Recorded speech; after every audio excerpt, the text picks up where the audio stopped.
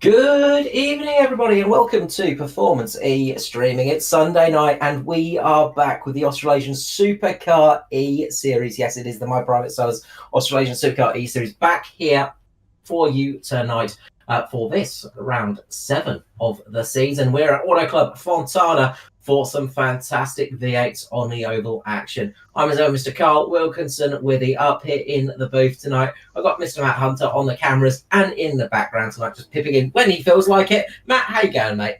Yeah, going good. Yep. Off to a good start. I think probably the countdown I just did went out on the air then, so that's all good. Counting down to the going live.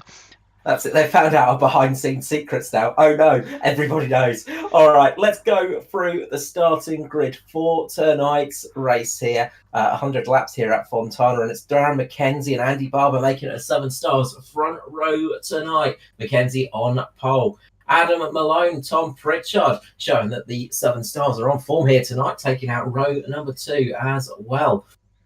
Aidan Schultz, Craig Roffey make up our 3rd row this evening. On row number 4, it's Aaron Dillon and Troy Davidson. Greg Spencer and Gary Wellman make up row number 5. It's Todd Maxfield and Justin Whitcher on row 6 tonight. Chris Finley, Noddy Tompkins make up our 7th row. Kim Roffey and Philip Howe on row number 8. Andrew Carr and Nigel Patton make up our 9th row. And Tim Blundell and Brian Blundell will start at the back of the pack. They didn't set a qualifying time. So we are getting ready for this race tonight, Fontana. A very fast track indeed. And will prove tricky in these cars for sure. It can catch you out a little bit on this track, the way the banking sits. It can sometimes cause you a little bit of mischief. So expect to see a few people just starting to struggle a little bit in the longer runs. Of course, we should be looking at a couple of stops here tonight. Should be a 2-stop, just about 2 to 3 stop race here tonight. They've got 3 sets of tyres for the race as well, and that should be plenty, but gives them a little bit of wiggle room as well to play with. So we are getting ready for our pace lap. Coming into tonight's race, it's Gary Wellman leading the championship ahead of Craig Roffey and Justin Whitcher, our top 3 at the moment. In the Teams Championship, it is the Sim Boys, 7 stars, Pinnacle and Rogue Sim Sports. And Sim Boys have got a good 7-point lead at the moment. They are having a very strong season again. A lot of that going with Gary Wellman, but the team have been doing really well this season. People have got to start putting their heads down to start closing that gap and getting them off the top step of the podium.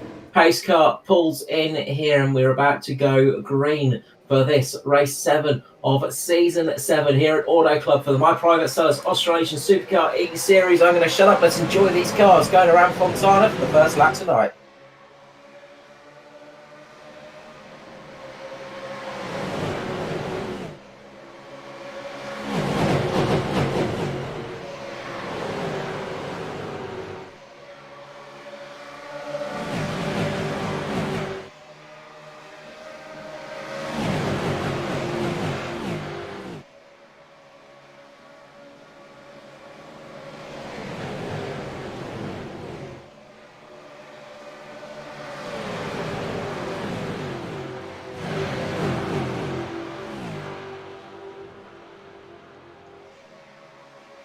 And it's Craig Roffey taking an early lead, up 5 positions. Absolutely beautiful start from himself and Aidan Schultz flying towards the front of the field. We've seen 3 wide action on through the pack as well.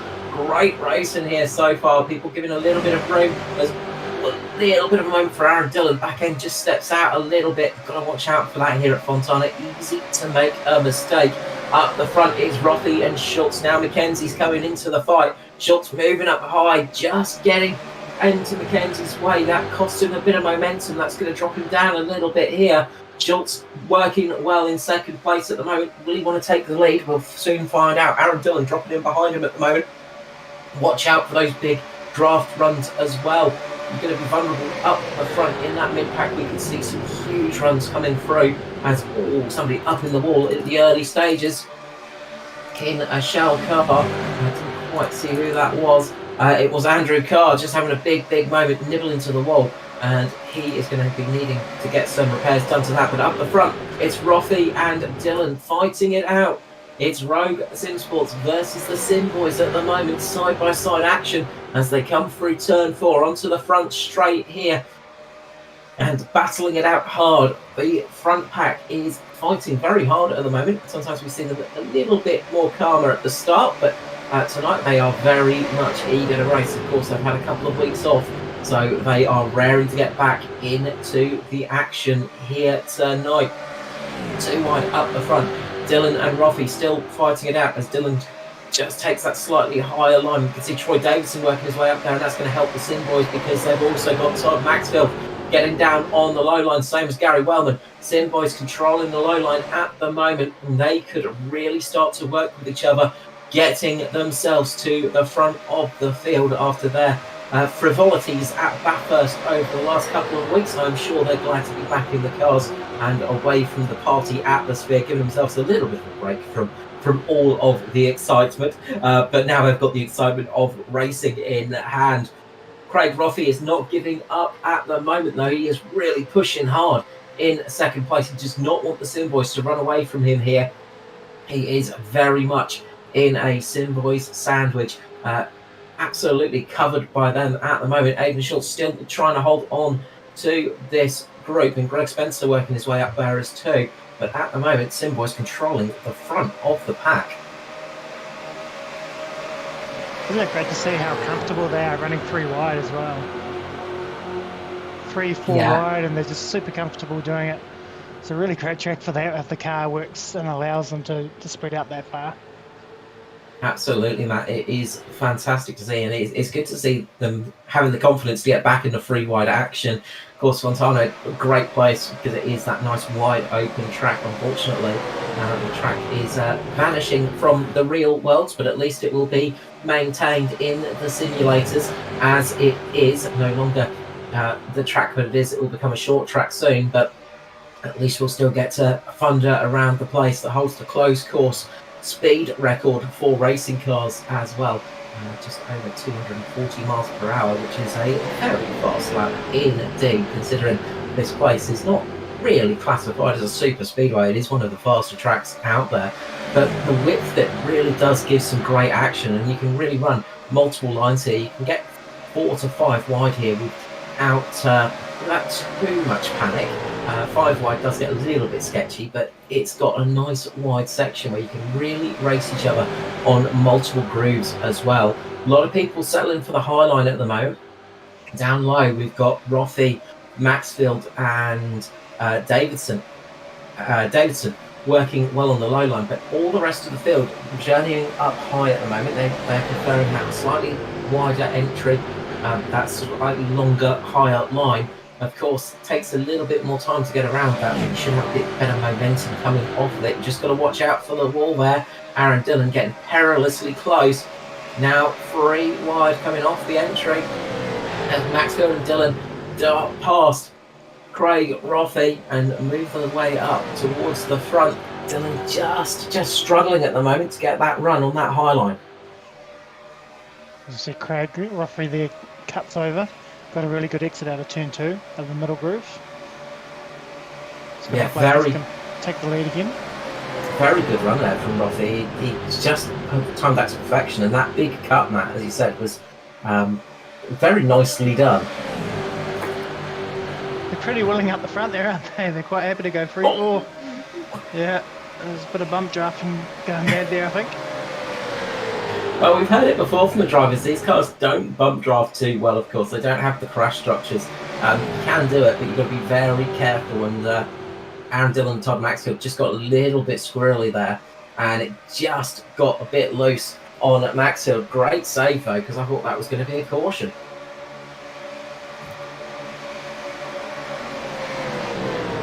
Yeah, they got away with Maxfield. Got a little bit of damage on the left-hand side there, but that shouldn't play any effect on his car.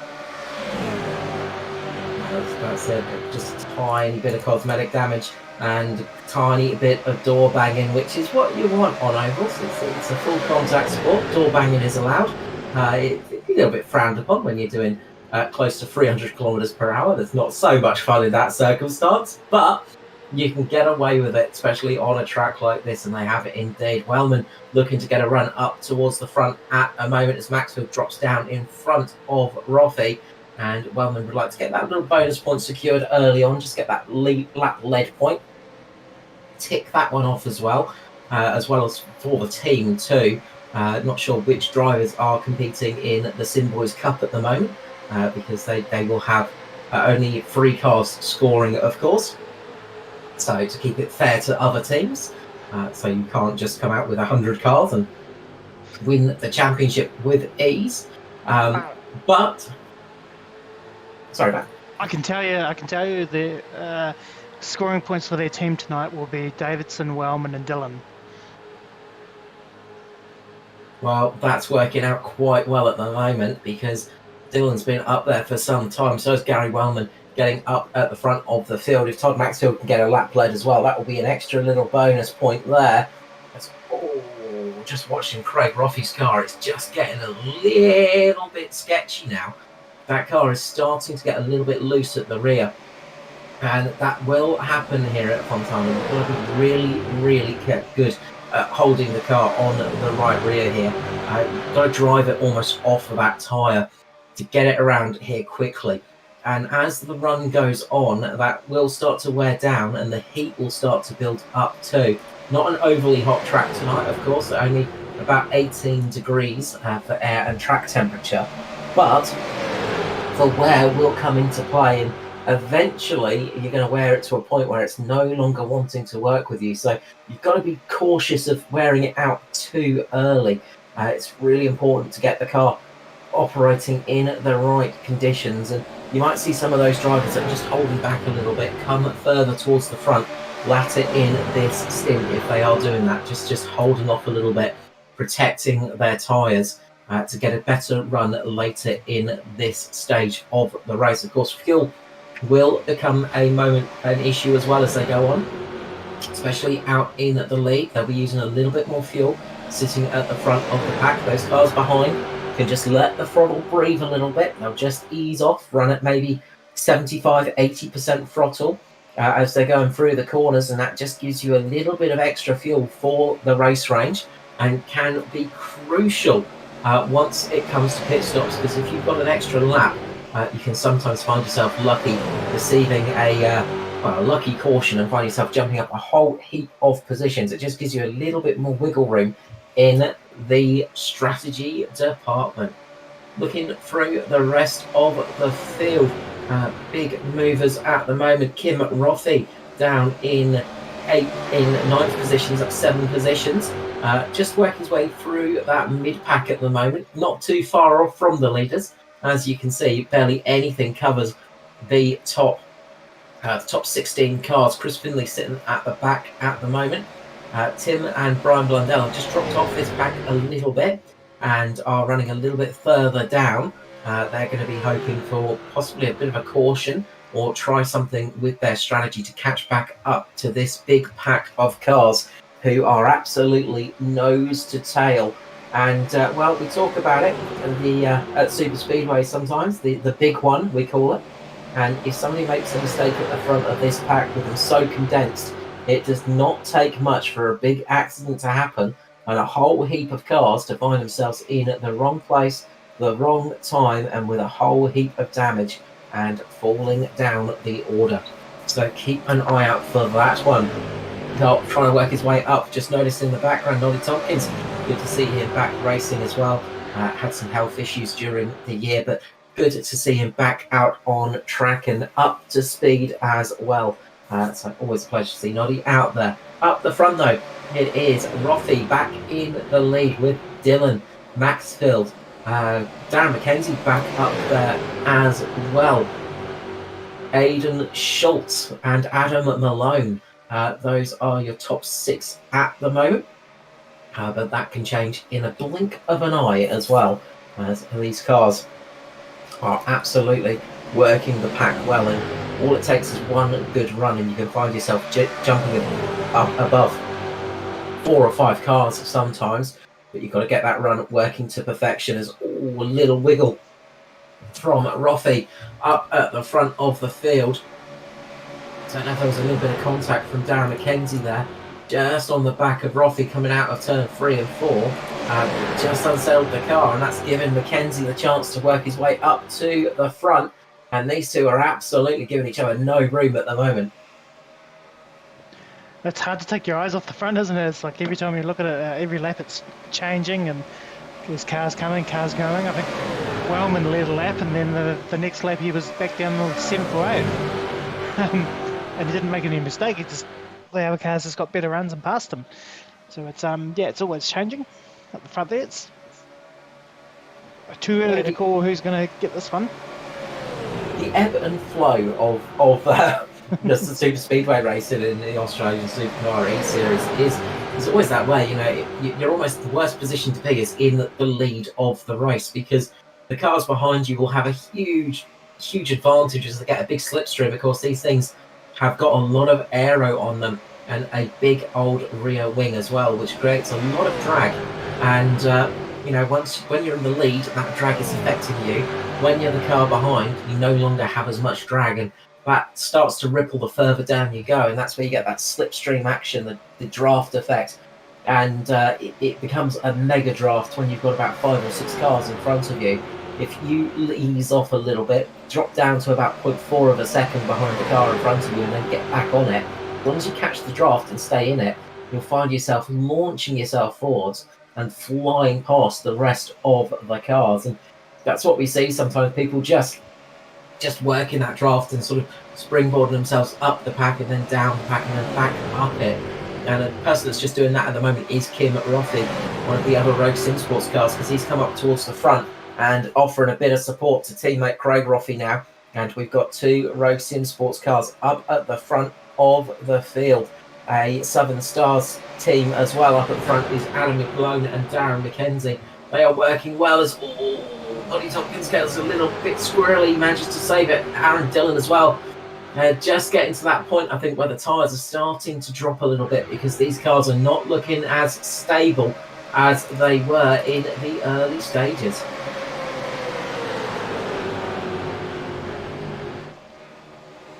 As we see the road cars dropping back down to the low line, seeing what lines they want to run as well.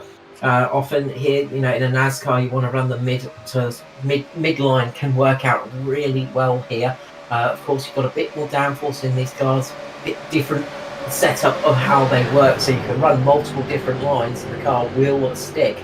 But that can often cause a little bit more wear on the tyre if you're causing it to rub a little bit and causing it to scrub, as we see Kim Roffey just getting a little bit squirrely on the exit as well of turn 2, and that's dropped him down the order back down into about 7th position in a blink of an eye, as Adam Malone is currently leading this pack. He's been leading for a few laps now.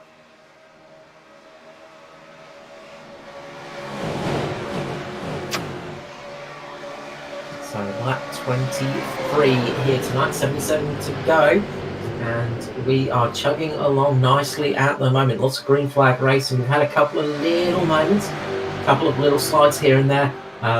Car touching the wall in Andrew Carr earlier in his stint, but he's back out there as well and chugging along, although he's 2 laps down, hoping for some cautions to get himself back on the lead lap.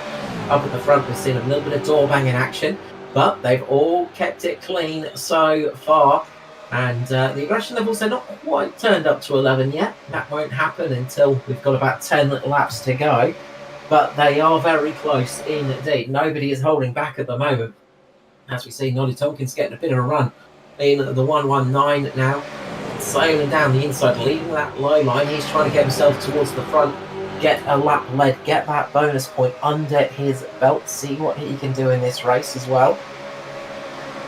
The front group have been fairly regular so far. We've not seen too much in the way of change.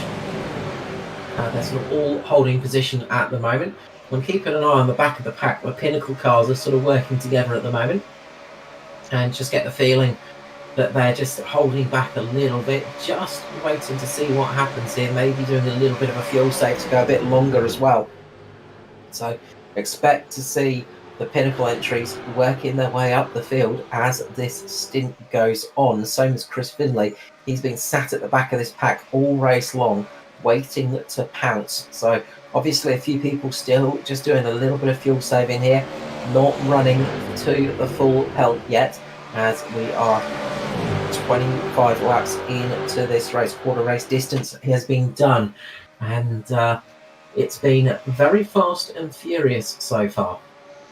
Yeah, the pace is definitely very willing. In terms of sort of drop off, there's only about half a second worth of drop off between fastest laps, 25 or 26 laps in now. I don't think the pace will drop off very much at all on these tyres. No, we should see it starting to plateau now, and sort of keeping to about the same as we'd expect. And you know, that's one of the things with the strategy in these races is, when do you change tyres? Do you want to have a set up your sleeve for the end of the race? Of course, they only get 2 sets of tyres for the race. There's a bit of door banging there between Maxfield and Tompkins as well. Sometimes it can be good just to have a set up your sleeve just in case there was a late caution, just to that run to the flag. So a few drivers will be thinking of that, double stinting these tyres just to give themselves a little bit of a better run at the end of the race. And if we get some green flag stops, we're going to see this pack breaking up a bit as well. That always happens in pit lane. Everybody will be absolutely on it, but we do lose different times, and if you find yourself dropping off a couple of seconds, you lose that draft and you find yourself falling down the order relatively quick, especially if you're out there on your own. Yeah, it's very important with these cars to, when you do a green flag pit stop, if you can pit with at least one other car, or ideally with the pack of cars, so that you can get back up to speed using the draft, because as you say, if you're out of that draft, you're going to lose a fair chunk of time. Yeah, it's that little bit, and it's really counts on a circuit like this. You know, a couple of, you know, even just a couple of tenths of a second, it is an eternity on a track like this.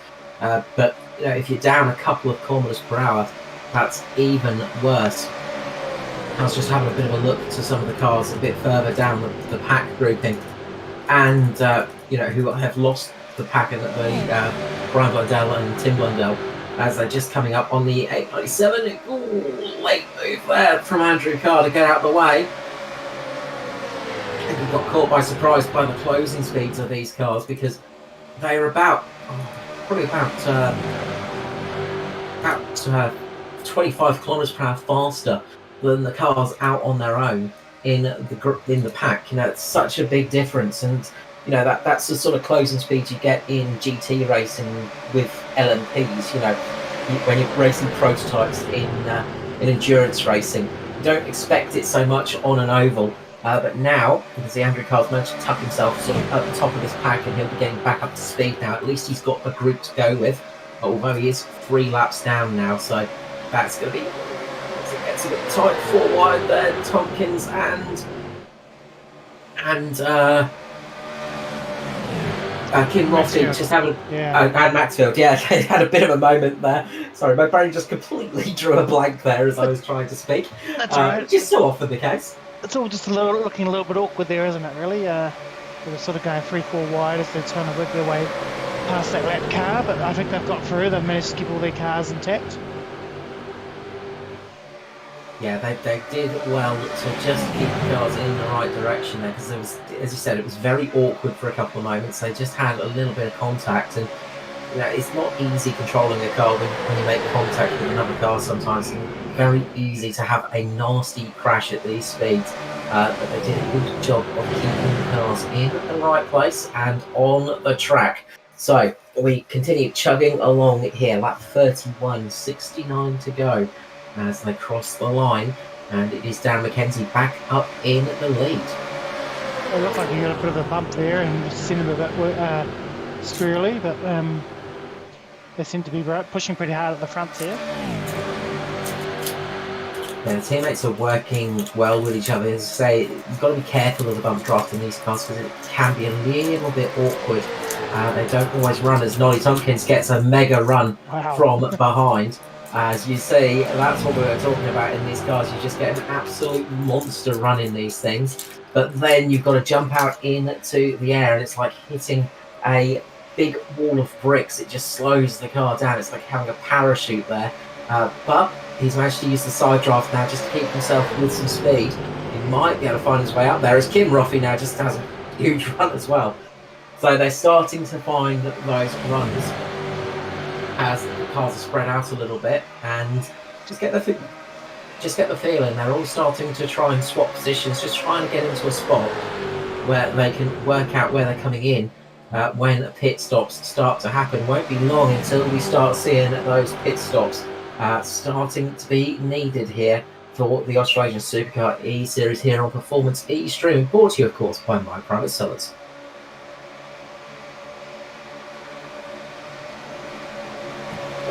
Aaron Dillon there getting a bit of a hit check. Was that from his teammate or was that from Roffey? All I saw was a green car. I think that might have been Craig Roffey. Just that little bit of a hit check there. No major damage, nothing major there. They all keep it in line.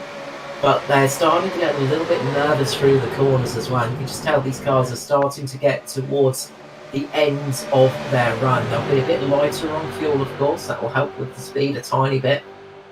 But the tyres will be dropping off as well. So you've got multiple different things happening in these cars, and sometimes that can throw you out in a run like this because you sort of have a really tight race car in the early stages and then it becomes really loose in the latter stages, or vice versa, and that can throw you off and cause a nasty accident if you sort of overcorrect it at the wrong time. But so far, everybody's doing a very good job. There's been a couple of little tweaks here and there, but nothing major so far. But they are starting to dance a little bit closer to the edge now as we start to run down the laps. I'll be interested to see, what the pit strategy is, if people can make it one stop or not. Whether they will split it into thirds. I think a few drivers were sort of thinking that, it's depending a little bit on the caution flag coming out, as it almost happened for Kim Roffey as he got so close to the wall there. Saw the dust coming up as he got right next to the concrete barrier, but he managed to save it just in time. But they're starting to really get quite aggressive with their bump drafts as well.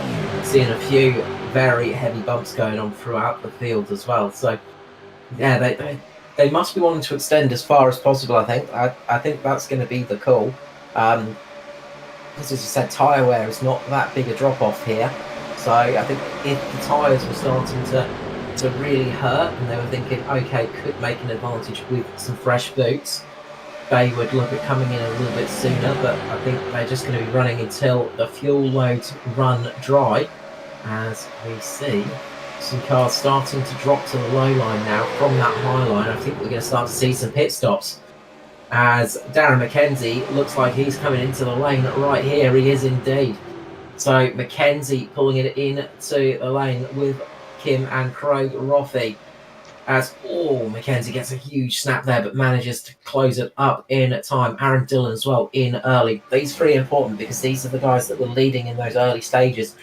So obviously they're getting a little bit light on fuel. They're coming in now, getting that all sorted out. Adam Malone takes the lead now as we go flying through. We'll keep our eyes on pit lane for the moment and just enjoy the rave lighting as they come through. It's a very long pit lane, isn't it? It is. It takes an eternity to get through the lane here.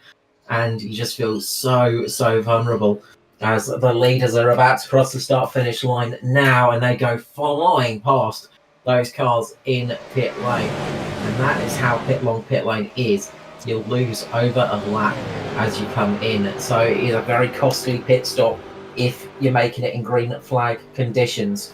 So Darren McKenzie, I think, has got a penalty here, or has he just taken a long stop?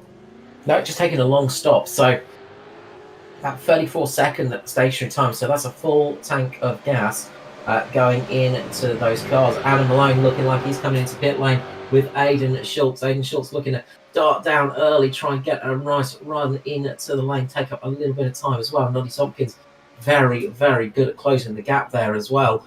A lot of time you can make up coming into pit lane as somebody's had a bit of a spin in the background, and it was Andrew Carr. He managed to get it back on track and back in the lane. So this group of cars in next, and well, where do they come out compared to the cars that have already stopped? That's going to be the crucial part for now, as the rest of them are still battling it out there. Gary Wellman now keeping it out on track, and I said watch out for the Pinnacle cars. They've been sort of fairly innocuous in this race so far, but they were definitely saving some fuel for this stage of the race, as Justin Whitcher's looking to come up to take the lead from Gary Wellman, and they're able to take it a good couple of laps longer here. This could be very useful in their pit strategy, because it will mean a slightly shorter final stop if they can extend here. So the longer you can extend, the less time you're stationary in pit lane. That can really help you out, because the longer you're stationary, the more time you lose on pit road. It really does cost you. When does this group of cars come in?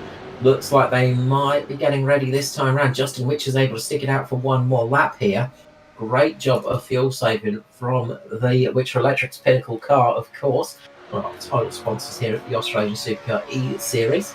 And he's had a good run up there. Greg Spencer also keeping out there with Nigel Patton. So all three of the Pinnacle cars doing a fantastic job to stay out that extra lap, and this is going to be very useful for them as the race goes on.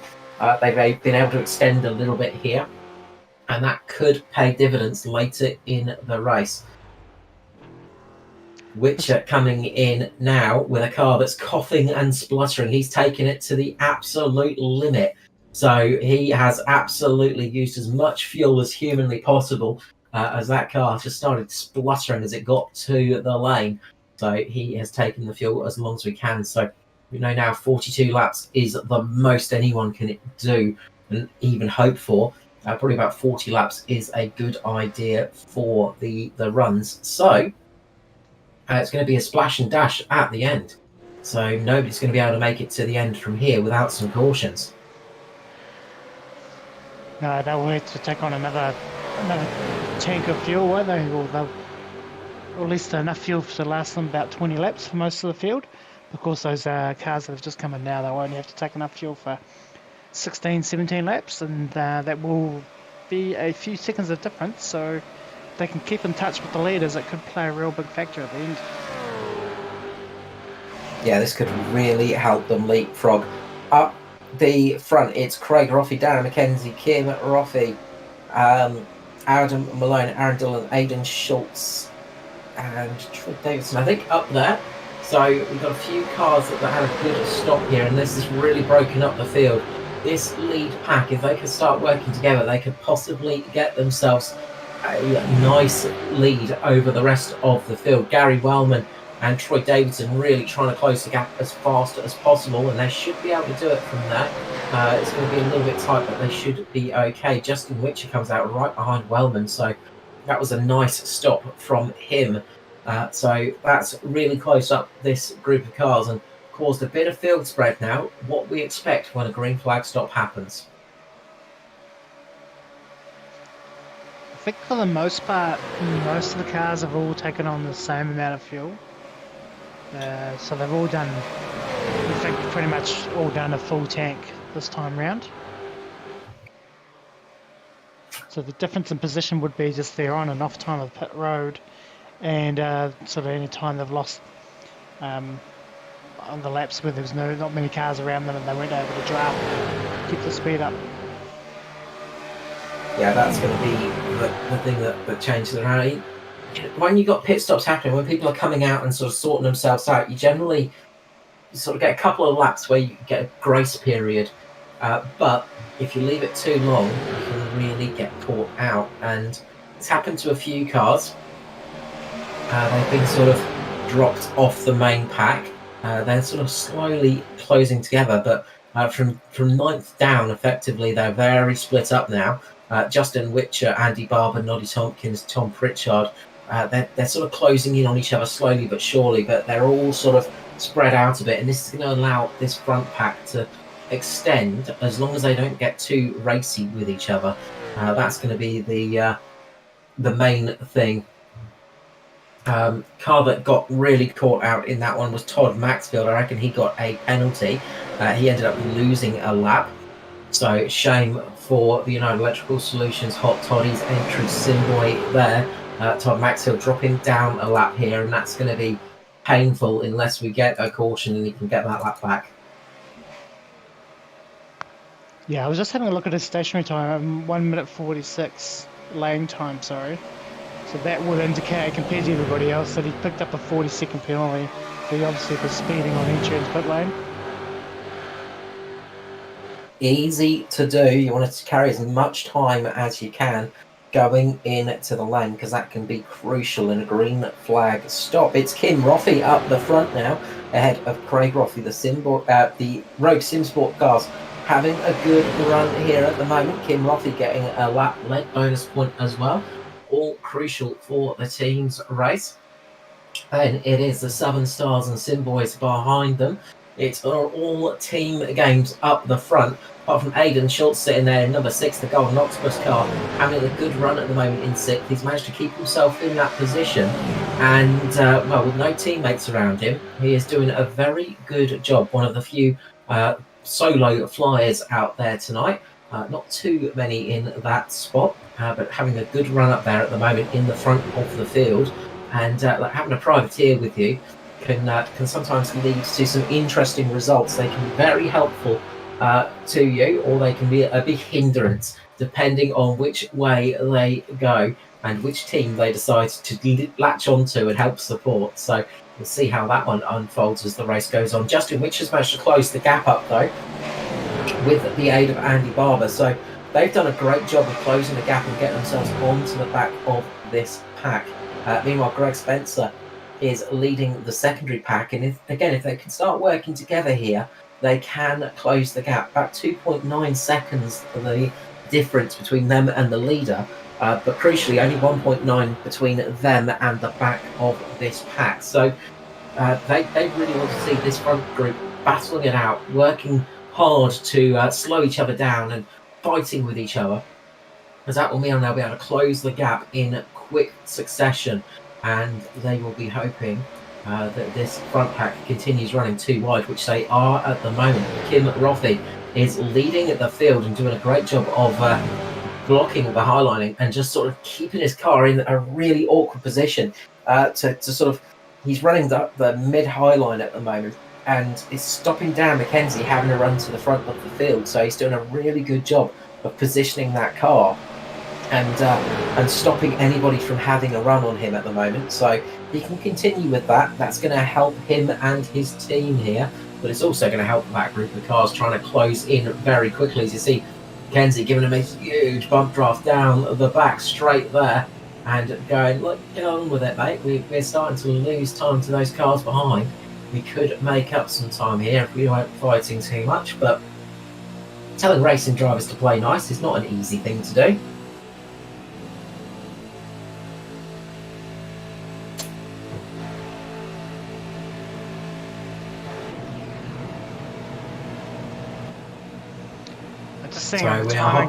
Just seeing in the timing data, I think Spencer's been able to catch that gap up. Yeah, so Spencer and Pritchard and Finley, they've sort of worked together and managed to close that gap up now. It's only less than half a second now between the end of the main pack, which is Barber, to Spencer. So yeah, pretty much he's on the back of the pack now. Yeah, great work from those guys. They really worked well together to close that gap up and get themselves hooked up. Noddy Tompkins as well. He is there too. Nigel Patton, he's going to be hoping that they slow down a little bit because he's lost a lot of time there, unfortunately. And that's dropped him right off the back. He's currently sitting ahead of Tim Blundell, who's the final car on the lead lap. But he is struggling a little bit. Meanwhile, up at the front of the field, Aaron Dillon getting a huge run to the lead as we pass the half race distance here tonight for the Australasian Supercar eSeries, and it is currently Dillon just in the lead. Will he be there when they cross the line? No, Roffey just gets his nose ahead, denies Dillon that lap left. So very nicely done. Some good battling going on out here as well. And it's good to see all the different cars fighting up here at the front of the field as well. Lots of different liveries out there and lots of different teams too. Really fighting it hard as Adam Lone just has a couple of blinky issues there. Hopefully that will settle down very quickly. Never fun having a car blinking in and out of existence on a racetrack. It does get a little bit distracting and it can affect the way the car runs as well in the draft, because when they blink in and out of existence, it does affect the way the draft works.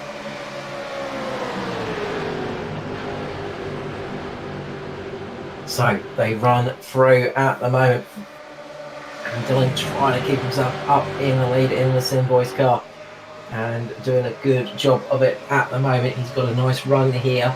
Got Darren McKenzie doing a huge bump draft down the front straight, and that's popped him up into the lead at the moment. Can Kim Roffey slide it through and get that run off the corner?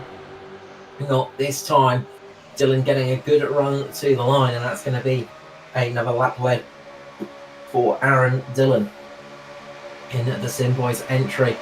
And gets very, very tricky bump drafting through the it's almost like a tri-oval, isn't it? It's that slight curved section at the front of the field, and when you get a car right underneath your rear, it stops the rear wing from working as effectively. You lose rear grip a bit, and then when you get somebody just touching it, just unsettles the car too, and can make it very treacherous getting through those positions. But they're doing a great job at the moment, working very well with each other. These boys have a lot of experience racing on these ovals in multiple different cars as well. The V8s are a very different challenge though, and they are absolutely holding on to it well here tonight.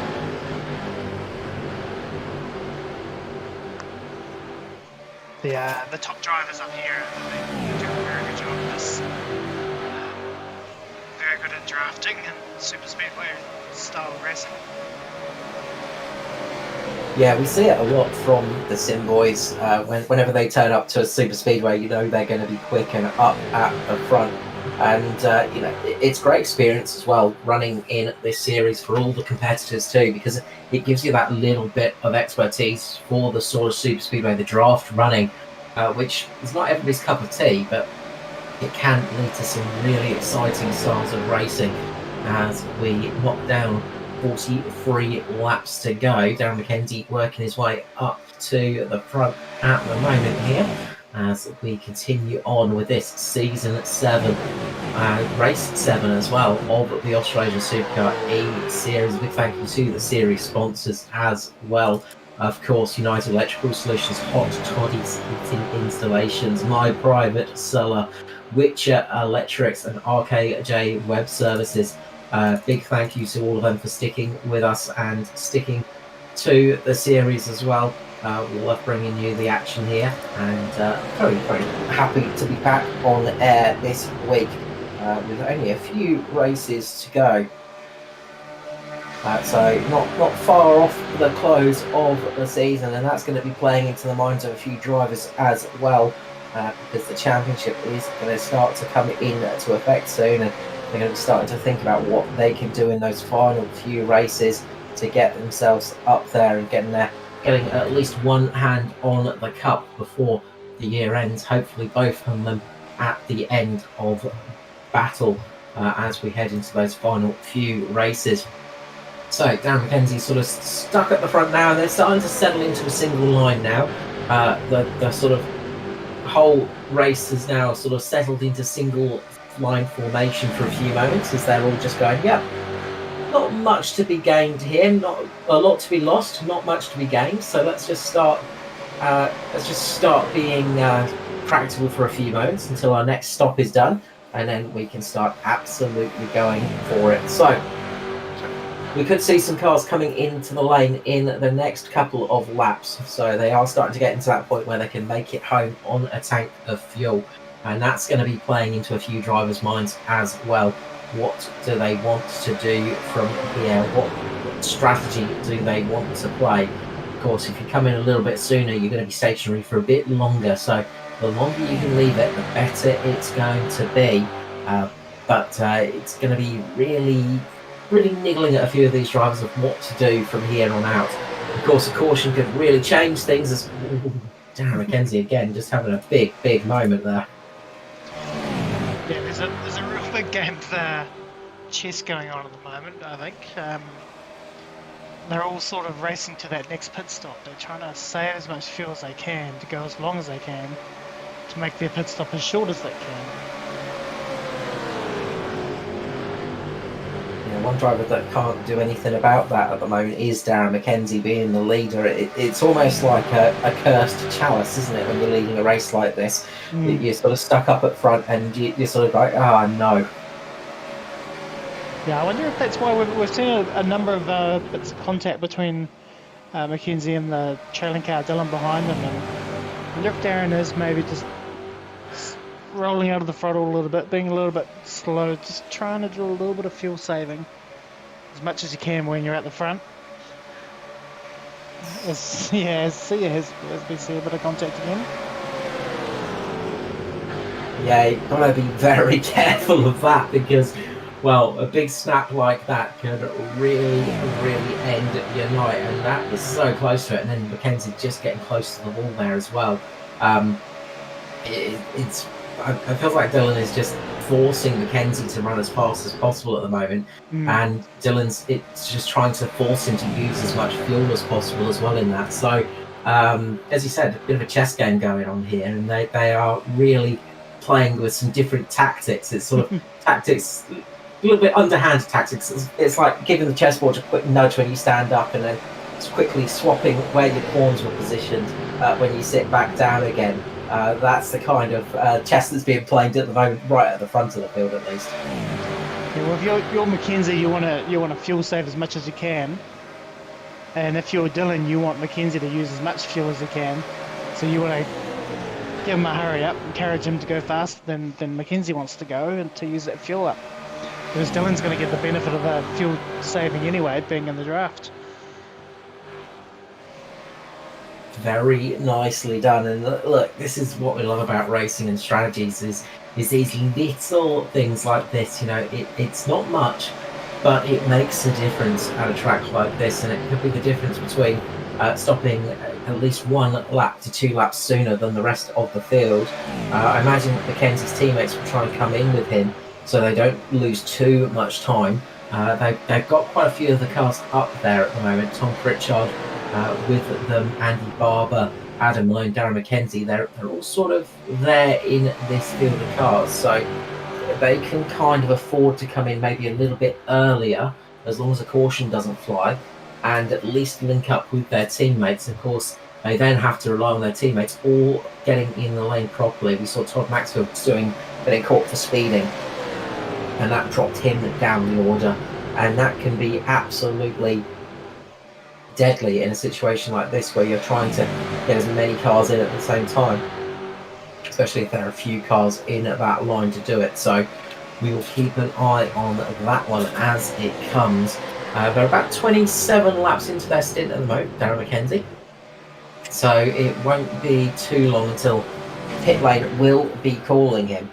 So that's going to be another thing that we'll keep our eyes on in the background here, and try and work out when they're going to come down the lane.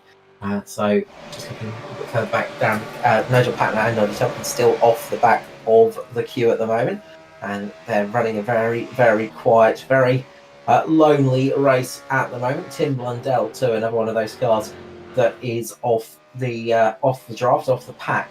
But I think because everybody's doing a little bit of fuel saving, they're not losing as much time as they were in the earlier stages. So they're sort of keeping at least on the lead lap.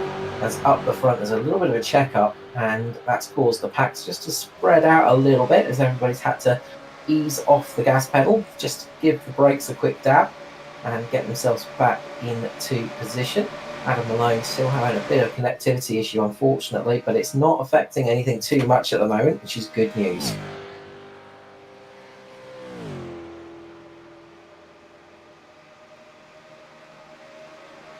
So 33 laps to go here tonight. We still have a nice packed group of cars, 13 cars strong. Chris Finlay to Darren McKenzie.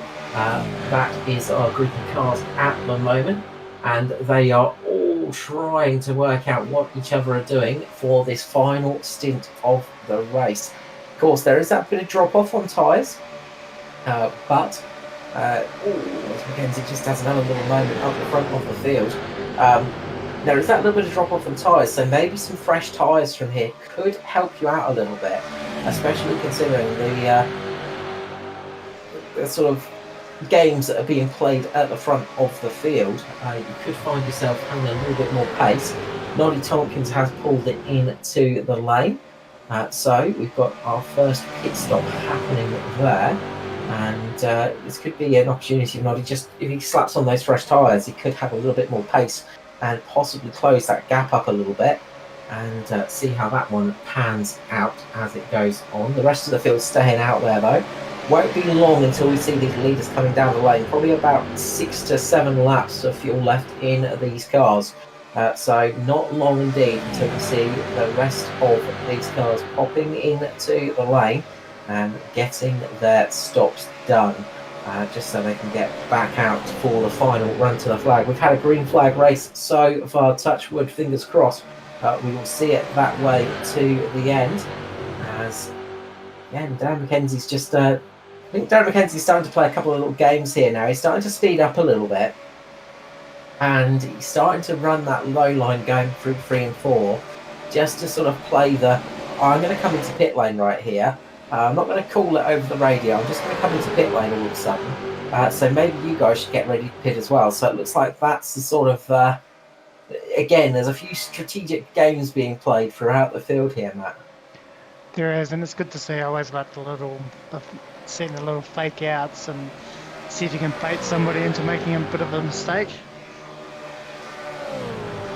It's all part of racing. Some people disagree with it. I don't know why, because it is a major part of racing. Look, the psychological game is as much a part of racing as the physical game. Well, I know when I'm racing, if I can't make the guy in front of me make a mistake, there's no way I'm going to get past him. I can't pass them on talent ability alone, so I have to make them say, oh, as Dylan gets on the wall. Oh, and Adam Malone gets contact. They're spreading out and they look like they've made it through. Everybody is checked up in time. But Malone was just having a connectivity issue there as well. So he just darted out of existence as Dylan touched the wall. And Malone must have not really seen what was happening and just had that car hit the wall hit the back of Dylan. Dylan just making contact with the wall there, just a tiny mistake. And look, we said that's what can happen in a race like this. So let's watch here. Dylan's coming through the corner. You can see McKenzie's taking that lower line. He's taking Dylan down slightly lower. He's burnt the tyres up a little bit. And that's caused him to go wider in the exit. And then Malone and Schultz go into each other. Great save by both those drivers. Aidan Schultz getting very, very lucky there. Odd to say that with Aidan Schultz in the same sentence, but sometimes luck can be in his favour in the Golden Octopus car. Adam Malone did a great save, but has dropped him down the order a fair bit. And the field did a really good job there of avoiding that. It would have been so easy to see somebody going into the back of one of those cars, not checking up in time. You get lulled into a false sense of security when you're racing like this. You just sort of get into this routine where you don't really expect a checkup to come. All of a sudden that checkup comes and you find yourself flying down the order. Aidan Schultz looking to make a run here and possibly get himself into the lead. And he'll be able to hold that speed up. He will indeed. And can he get it to the line? It's going to be close. It's going to be close. And no, Darren McKenzie just gets there. So Aidan Schultz not able to get a lap led there. Unfortunately, for the Golden Octopus Cup, I'm sure he would have liked to get a bonus point under his belt for that one. So I reckon we're going to see some pit stops very, very shortly. Leaders are getting to that stage where they're just getting towards the point where they need to come into the lane. Just hearing over the comms as well, and you can see them dropping to that low line. Darren McKenzie and Dylan coming in to the lane with Kim and Craig Rothie. We saw them coming in first time round. They're coming this time around. All the Southern Stars cars coming in together as well, as we suspected. So those guys will be working with each other. Aidan Schultz takes the lead of the race in the Golden Octopus Foundation car. The very, very easy to spot bright gold Ford Mustang up at the front of the pack, leading a lap here, getting some air time tonight for that very worthy foundation, of course, helping the families and the youngsters are unfortunately suffering with that most horrible thing of cancer, helping them fight back and do a good job of it, as well as Aidan Schultz brings it into the lane with Justin Whitcher and Greg Spencer. So the Pinnacle cars coming in early this time round.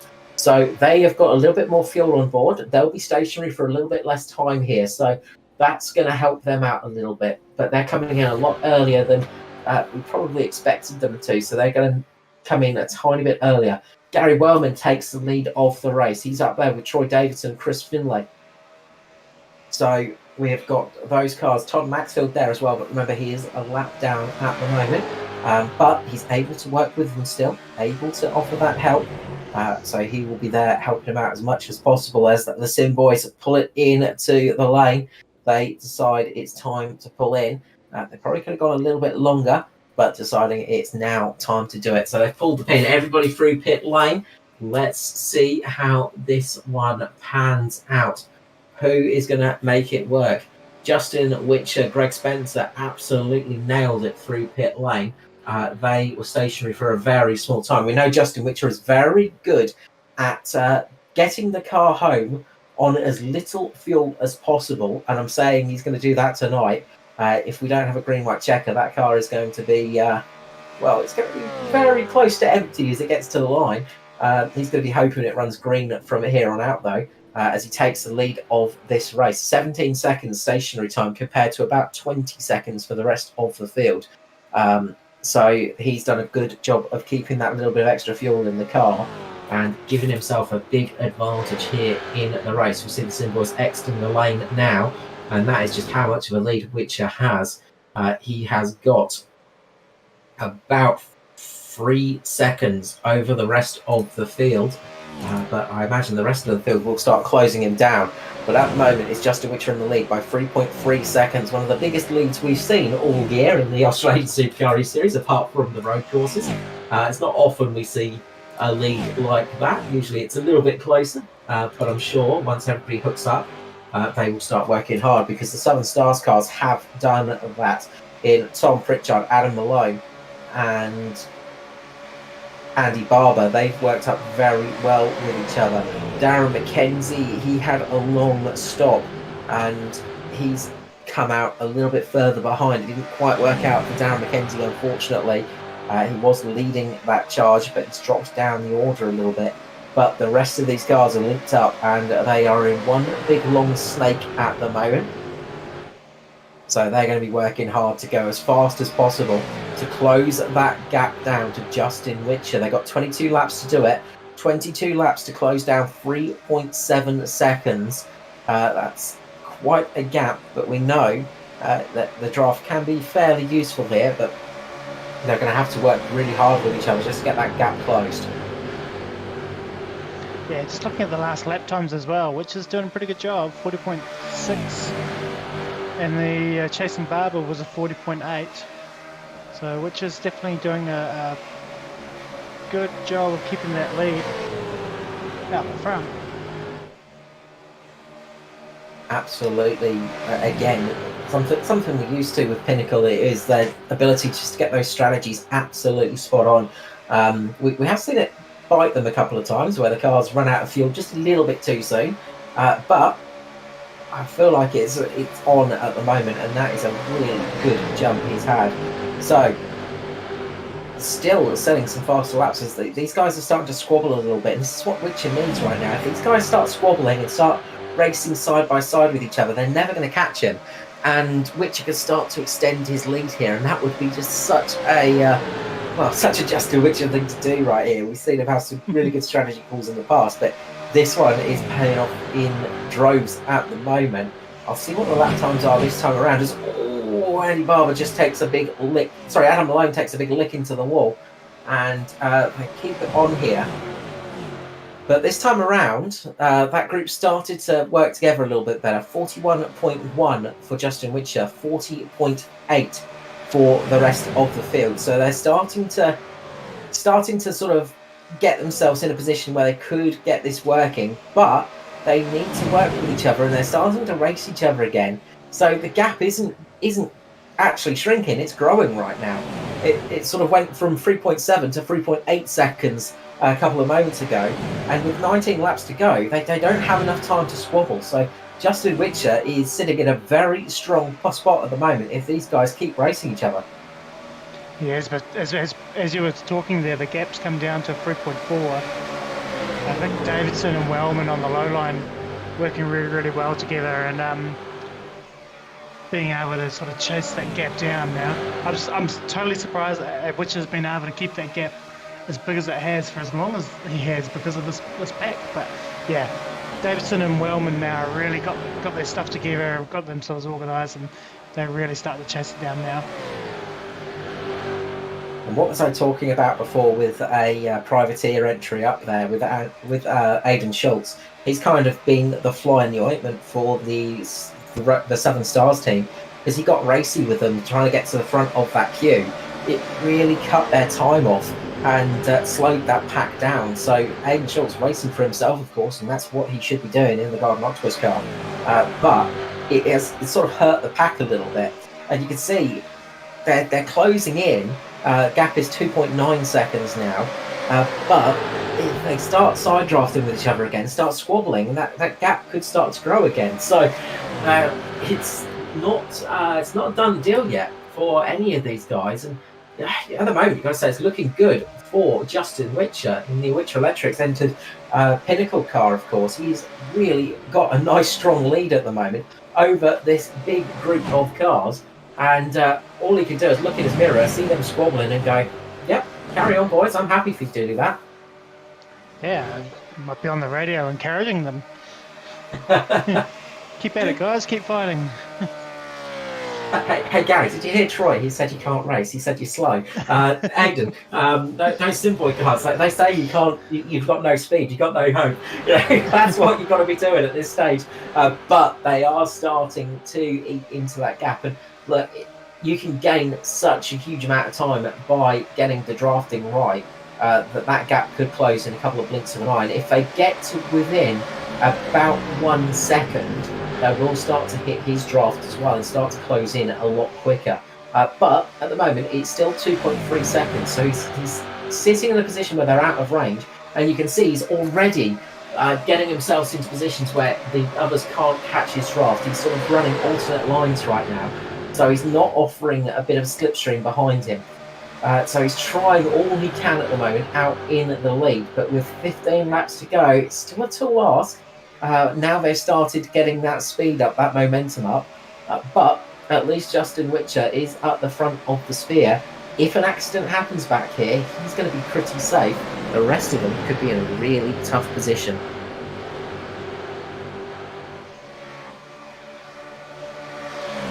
So with 14 laps to go, we are quickly coming to the close of tonight's action. We welcome you back, of course, to the Australasian Supercar eSeries, and we're glad you joined us as well. Always a pleasure. And we are here for race 7 of season 7 here tonight, and they are racing very hard. Now that group is starting to squabble once again, but they are closing in very quickly. 1.7 seconds to gap to Whitcher in front. Aidan Schultz at the front there, 3 wide as they cross the line. Greg Spencer up there now. He could be a good help for his teammate as well. Don't forget, Pinnacle have still got some tricks up their sleeve. They've still got some cars in the game, and they are running 3-4 wide down the back straight here at Fontana. Aidan Schultz in that charge for a bit with Greg Spencer up there. lots of action right through that pack as they close in quickly now on Justin Whitcher. And Whitcher's just going to be looking in his mirror right now going, yep, carry on fighting, please carry on fighting. You know, it's worked out for track position at the moment, but the rest of those cars are closing very, very quickly. So anybody's race from here, you got to say, and well, anything can happen in motorsport, and it usually does, said by the great Murray Walker, of course. Well, they are very much going for it as they're still 3 wide in the background. Aidan Schultz on that low line with Greg Spencer running high. Craig Rothie in the middle at the moment.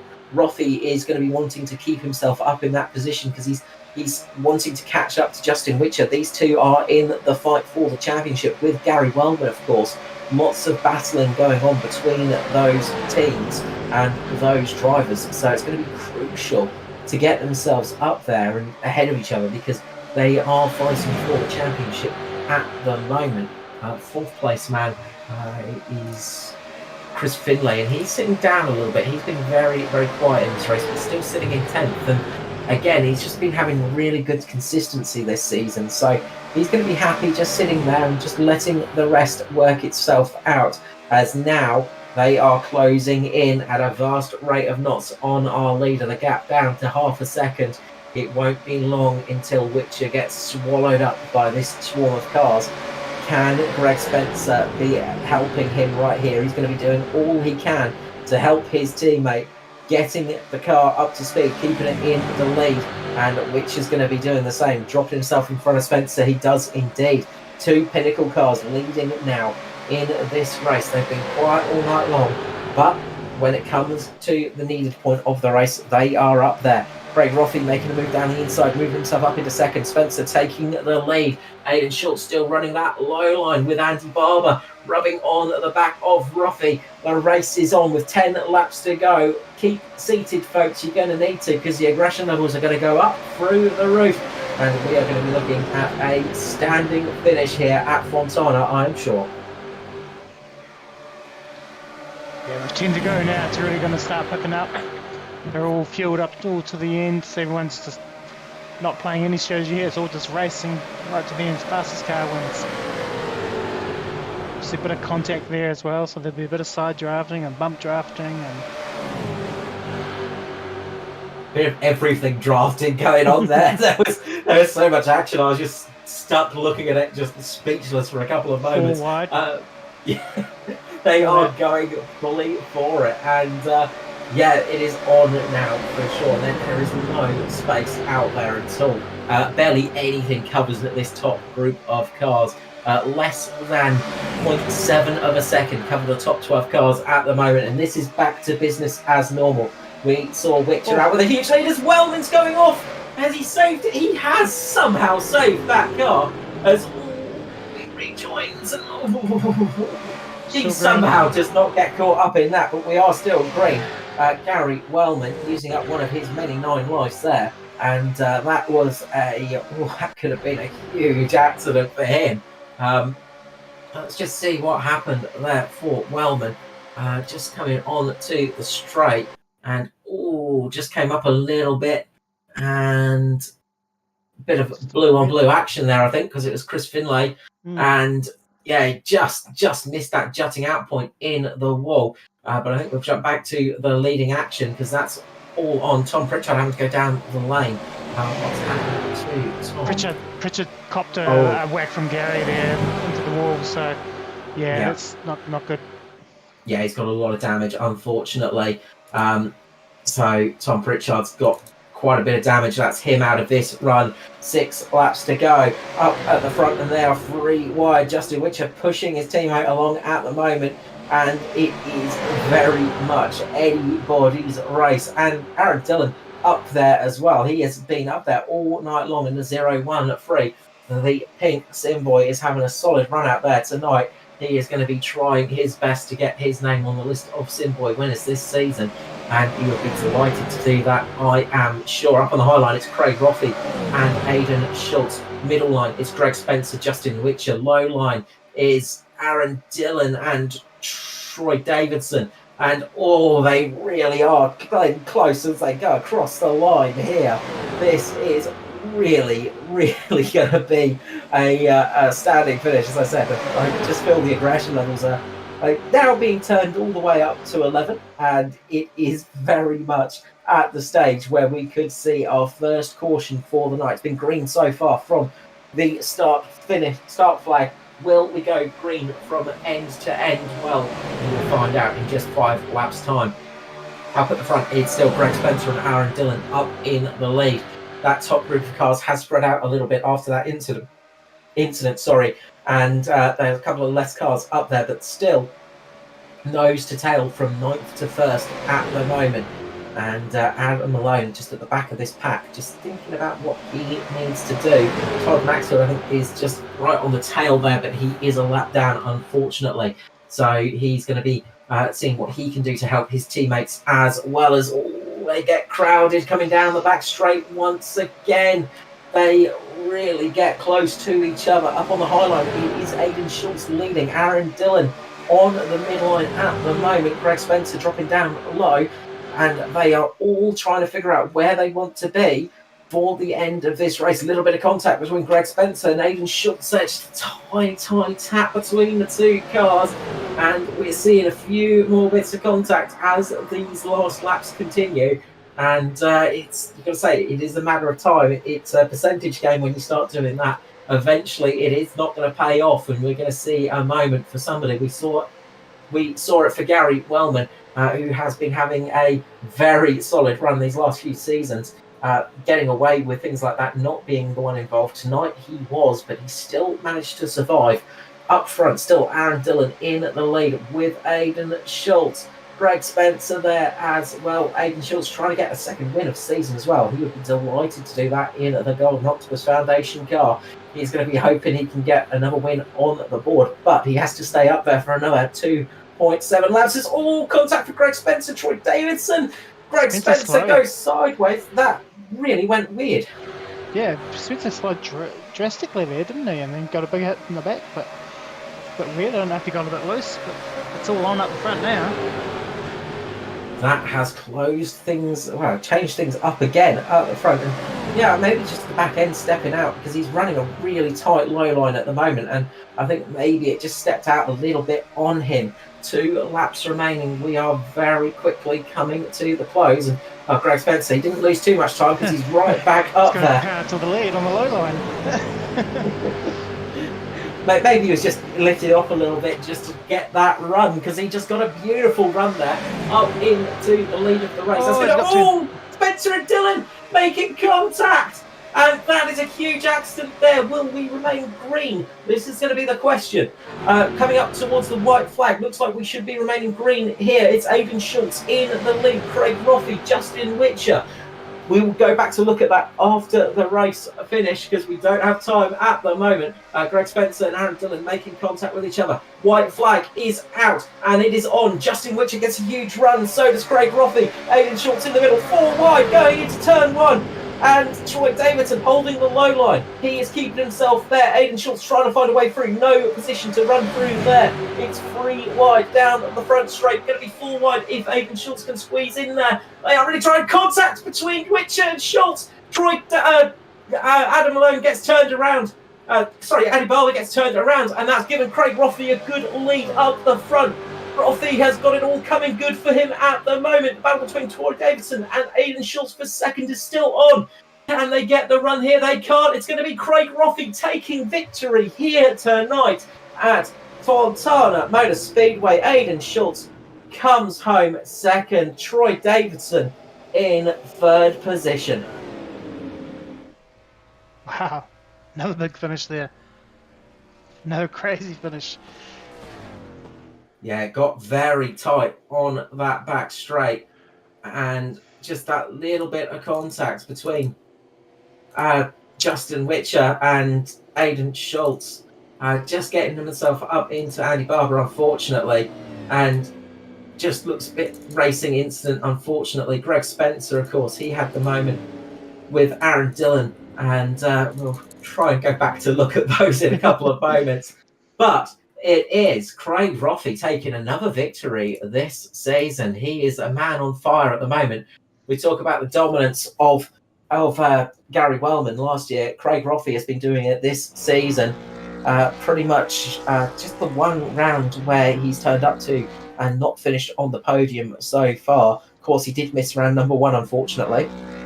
But with Gary Wellman having a poor finish tonight, for his standards at least, down in 7th position, that is going to be useful for Craig Roffey to close the gap a little bit. Justin Whitcher down in 10th position as well. So the top 3 still very close in the championship. What we might do, I'll check out the results for you, Cal, and then we might go back and see if we can find those replays. Yes, yeah, that's gonna be a main thing to do. So it's Craig Roffey taking victory here tonight ahead of Aidan Schultz. Troy Davidson comes home in 3rd, with Chris Finlay in 4th. Adam Malone comes home in 5th position, with Kim Roffey in 6th. Good night for the Rogue Sim Sports boys. Gary Wellman comes home 7th after looking like his race was done and dusted. Aaron Dillon home in 8th. Again, another driver that looked like his night it almost come to an end in 8th. 9th place for Andy Barber. A decent finish considering he was pretty much sideways on that final lap. Justin Whitcher in 10th. Another driver that will be happy that was not worse than expected. Darren McKenzie comes home 11th after a poor pit stop, unfortunately for him.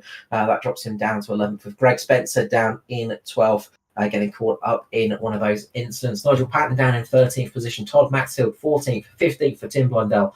Brian Blundell comes home in 16th. Tom Pritchard 17th, 18th for Noddy Tompkins. Andrew Carr 19th. Philip Howell and Michael Latter not making it the start. All right. Let's see if we can have a look at the Greg Spencer one first.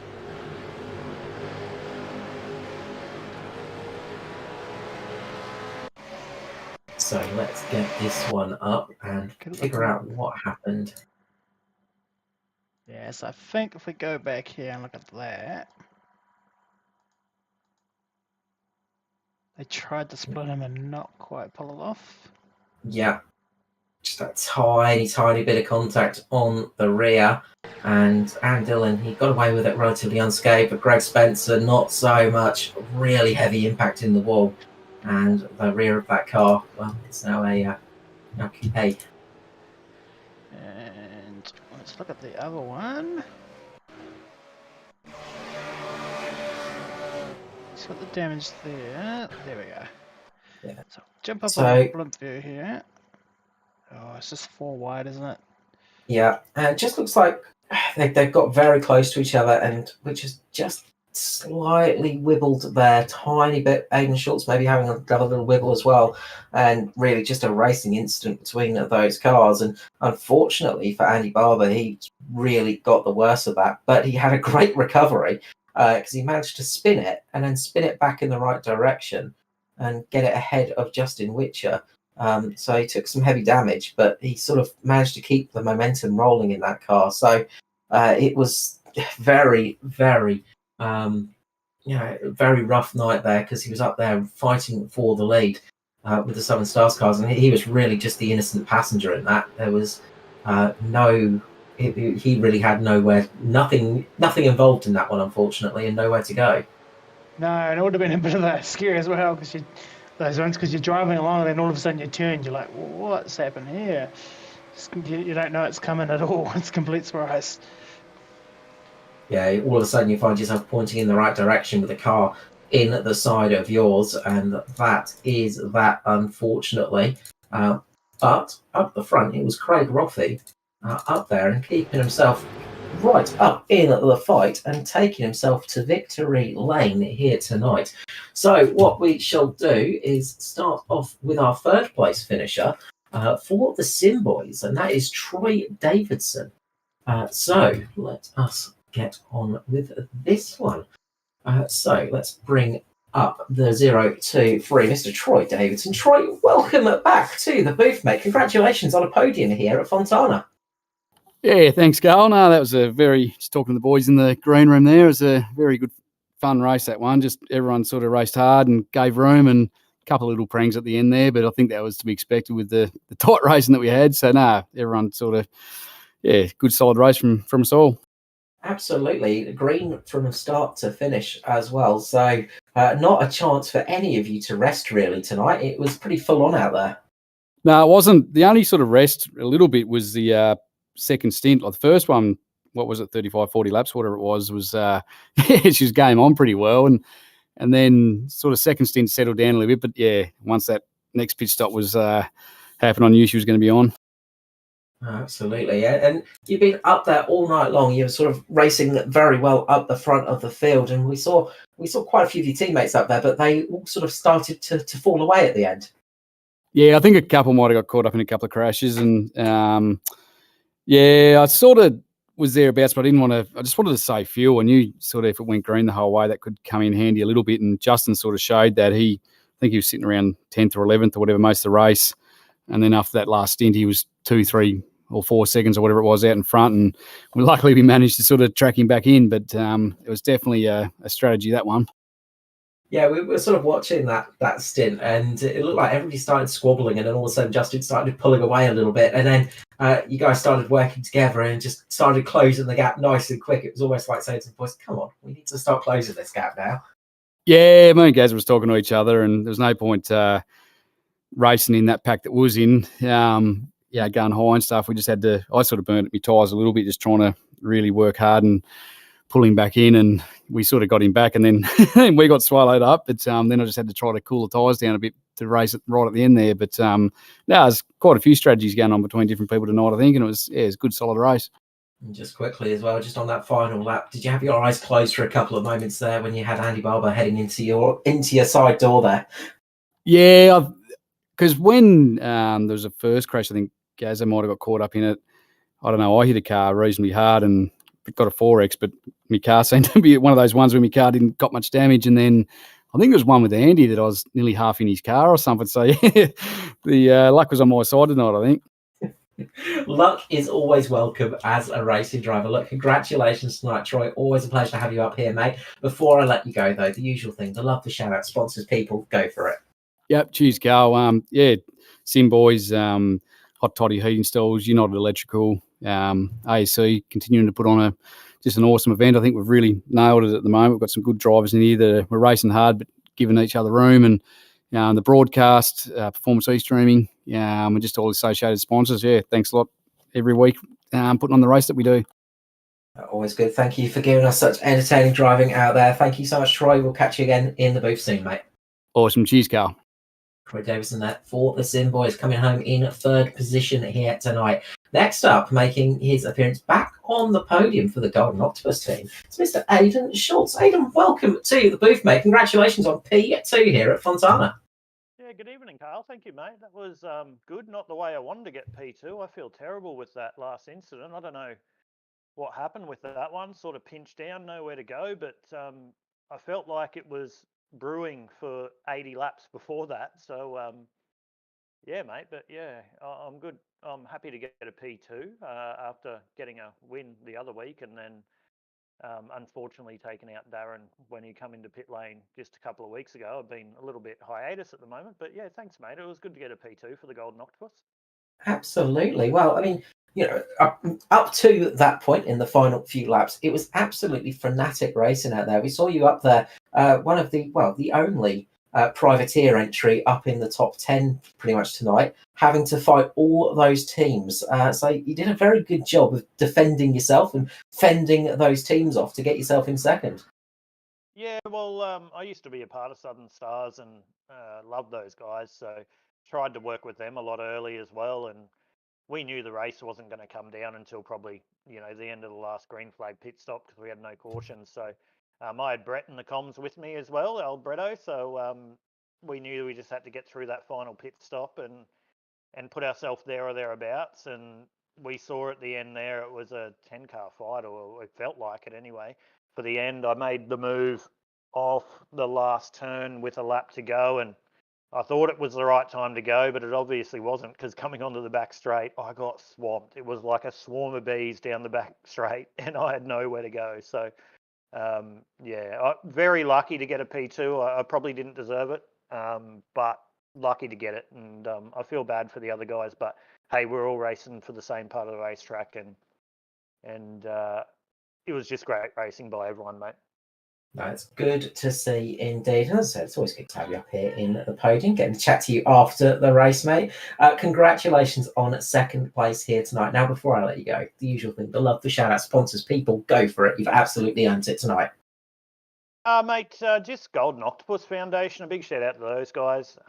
Privateer, as we say, just running around for some fun, supporting childhood cancer. So a big shout out to those guys. Of course, everyone, the Australasian Supercar eSeries to put this on. I haven't been running very consistent this year in terms of joining every week. So I was happy to just be up there tonight. Unfortunate if I did ruin anyone's championship or something. I hope I didn't, but hey, we're all out there on a racetrack and trying to have a race. But yeah, big shout out to those. Of course, you guys for putting on the broadcast. Look forward to watch that back. That seems like that would have been a hell of a lot of fun to be able to commentate, mate. So yeah, just happy to be up there and circulating. And next week I could be right down the back if I join. So you know, it's you know what it is like, Carl. Like you can have a good one and a bad one, but it's good to have another good one, mate. And a big congratulations too for Craig for the win and Davo for third. It was great racing by everyone tonight. Absolutely. You've got to take the good ones when they come because they're not always consistent. Congratulations tonight, Aidan. Well done indeed. And I'll say we'll see you back in the booth in the very near future. Hopefully, mate. Have a good night, boys, and maybe we'll talk to you next week.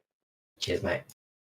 Aidan Schultz there for the Golden Octopus Foundation team. And finally, we will bring up our race winner for tonight, the Rogue Sim Sports entry. It is Mr. Craig Roffey, absolutely on fire this season. Craig, welcome back to the booth. You're making yourself a regular contestant up here, mate.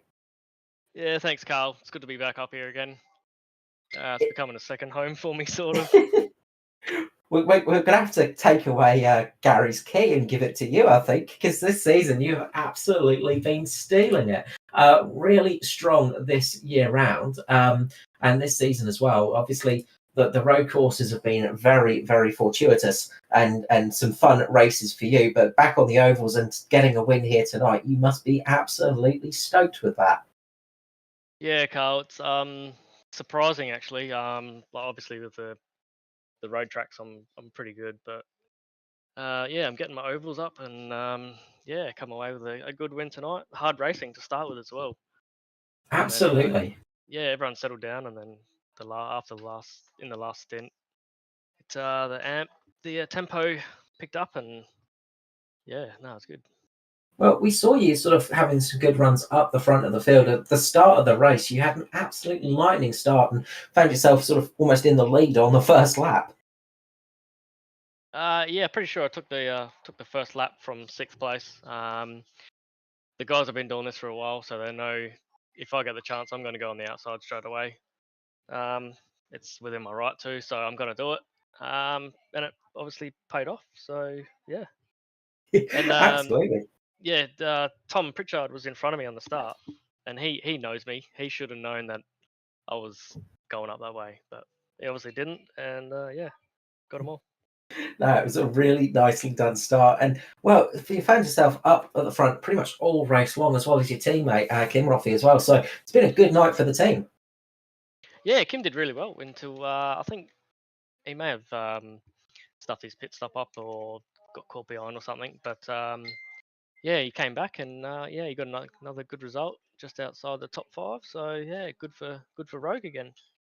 Absolutely. And look, that final lap going into that one, it was looking very, very much like it was going to be a tough run to the flag. And then all of a sudden, everything changed behind you. Luckily, you'd found yourself out in the lead at that stage. But what was your plan if the chaos behind didn't happen? How were you planning on getting through those final few corners when the cars behind you were probably going to have a big run?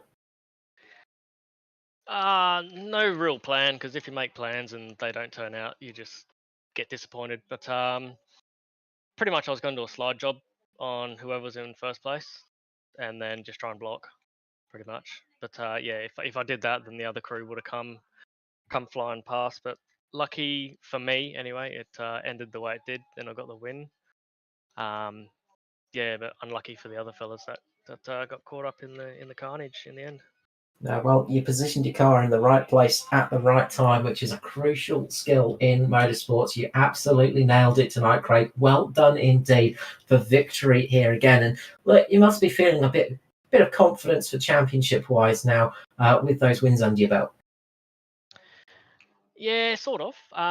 Just a bit iffy with next week because I'm in Adelaide, and the new drag strip at Taylor Ben is hosting their Top Fuel, and that finishes at 6 p.m. on Sunday night, our time. So yeah, I'm gonna have to leave early, and then if I've got championship contention, I'm gonna have to cut the drags short and yeah, come down early because it's about a 2-hour drive. So Let's see if you can grab the keys from a Top Fuel car. You might be able to make it a bit quicker. Yeah. Well, Don't fancy driving through the hills in a Top Fuel dragster, but I mean, definitely not. No, well, safe drive home next week. If we don't see you and know what's happened, congratulations tonight, mate. Before I let you go, though, the usual thing, love shout out sponsors, people. No sponsors, of course, but people that should sponsor you. But all the team, all the people in general, mate, go for it. Yeah, no worries. Just the Rogue Boys. Good bunch of fellas in the team. You guys, first and foremost, do a top job every week. I'll watch the race tomorrow, and everyone that turns up. Although the numbers are down a little bit, but that comes with green flag racing. Who else? And the guys that put the league on. That's good league, love it. And we'll be back next week. Awesome. Good luck, Craig. I'm sure we'll see you back in the booth in no time, mate. Have a good week. And again, congratulations on the win here tonight. Cheers, Carl. Have a good one. Craig Roffey there for Rogue Sim Sports, taking the win here tonight at AutoClub Speedway Fontana. And, well, we are done and dusted for the night. It is over and done with the Australasian Supercar eSeries, of course, brought to you by Private Cellars. Another great race, green from start to finish, and won by a green car. So all the greens here tonight. We hope you've enjoyed this one. And, well, we will be having some more action coming your way in the week, of course, because it is the ANSCAR Cup on Thursday night. Of course, we are in the playoff season there, and plenty of action going on. And I've completely forgotten where we're racing at, Matt. So Homestead this week for the ANSCAR Cup. Wonderful. Thank you so much.